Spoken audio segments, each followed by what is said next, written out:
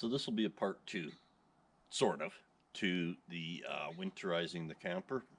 I'm just gonna pull it off, and figured I would film it for those that have never seen what's involved in taking one off.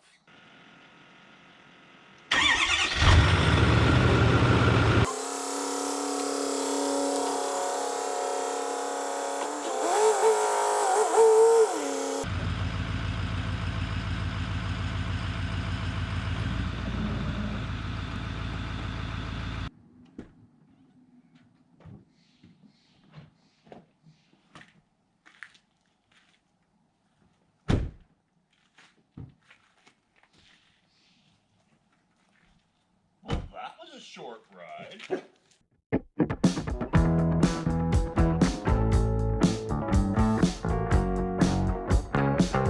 Nice fish.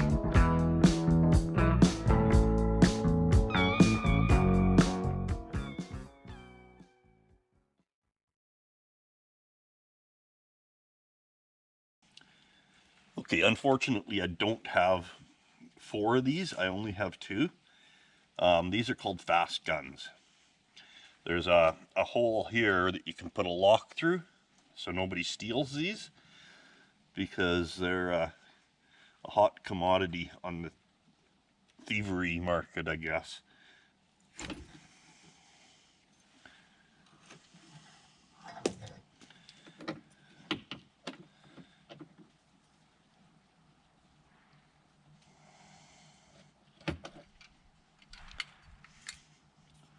That easy. Now this is where the difficult part of the job comes.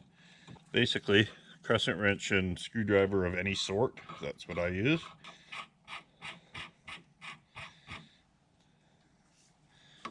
These are called turnbuckles, for those that don't know.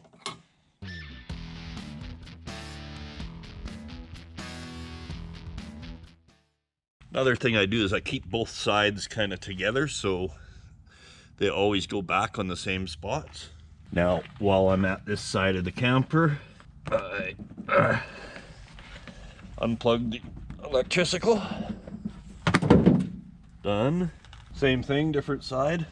One thing I didn't point out is that the bend on these hooks, this one's only got a slight bend, whereas the top one has more of a bend to it. So you want to slip this one with the slight bend off first. It'd be harder to take the top one off. This one here just slips right off. This one here, different style.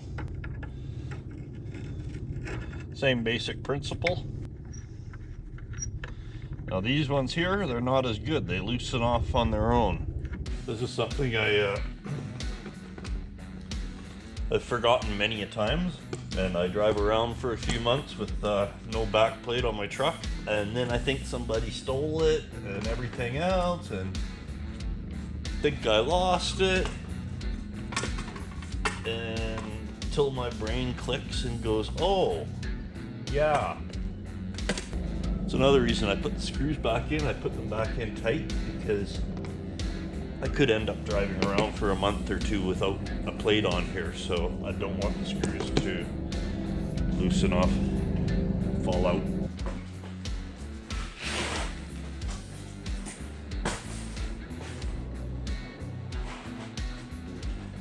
Okay, I think I'm pretty much ready to squeeze it into this little spot here. Oh, you brought your ball? Well,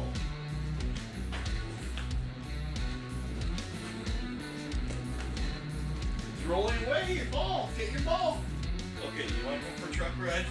Let's go.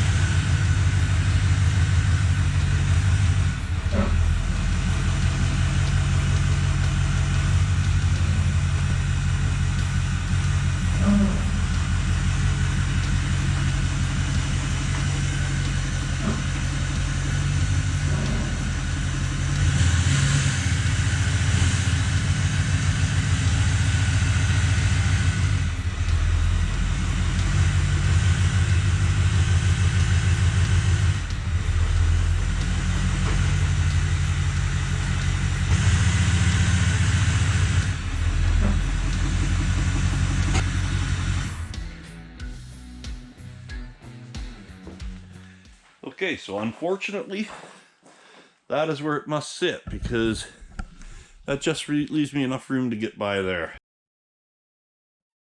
Some of the camper actually hangs outside, but, well, oh well. Although it's not absolutely necessary, before I take the camper off, I usually plug it in, just so I don't completely kill the battery using the jacks. One other thing I haven't pointed out yet in any of my videos is I've got this adapter here, one of these adapters, and I have only ever needed to use regular 120 volt outlet. It even powers my air conditioner, so I don't need that, whatever that is, a 30 amp. So the adapter lives there permanently. Okay, I'm gonna find some pads, put under the jack stands, and we'll take this thing off, I guess. Okay, this dark little cubby hole is where the controls for the jack and everything live, and the battery. Okay, this is my controller for the jacks. It wasn't plugged in, so I might have to control it from here. Normally it's just a wireless controller. Let's see if it has any juice in it. Okay, first thing you do is you turn on the switch here. That sends power to the jacks. Okay, now what we want to do is on the center buttons here, you want to lower all. No, it's not working great, so we'll plug her in. Okay, you want to lower all, but now when I say that, it's kind of a little confusing because it's sort of backwards. You want to press lift because you're actually lifting the camper. You're lowering the jacks, which in turn lifts the camper. So it's backwards. Or maybe just in my brain it's backwards. So let's just lower all.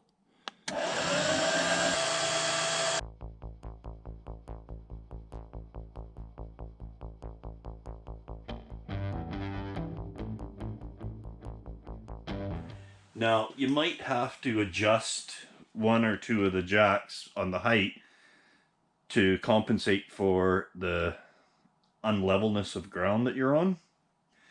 So right now, before I hit the bottom, I just go around and kind of check and make sure they're all close to the same.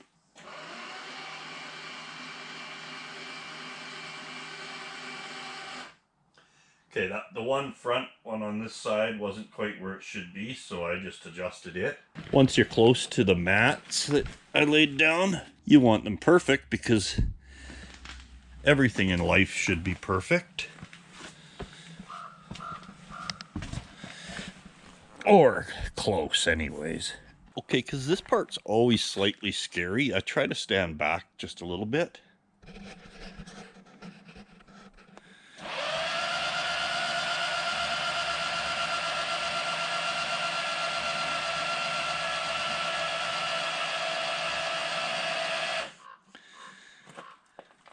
That's probably plenty high to pull out now.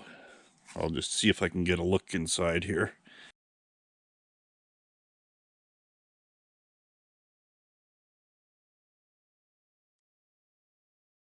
Yeah, that should be okay.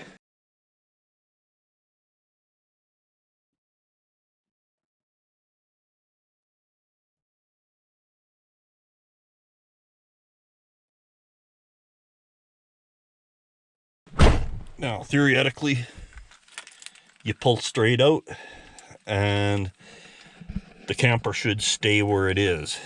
Now, of course, you don't want to go like racing out. Okay, now I don't like to have it sitting way up in the sky like that, so down it comes. Ben, get out of there, please. You stay out. And you just want to make sure that everything's out of the way. Make sure that I'm out of the way.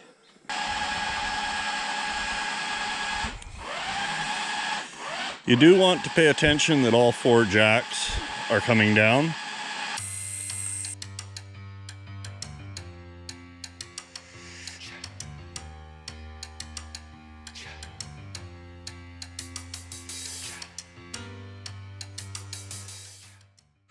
I don't know how many other trucks have this problem, but the Ford, for that camper in particular, I have to raise it up, what, like about 2.5, 3 inches. So I've just got this board that I've attached rubber to, and that raises it up. Otherwise, this overhang here would be too close to the cab roof.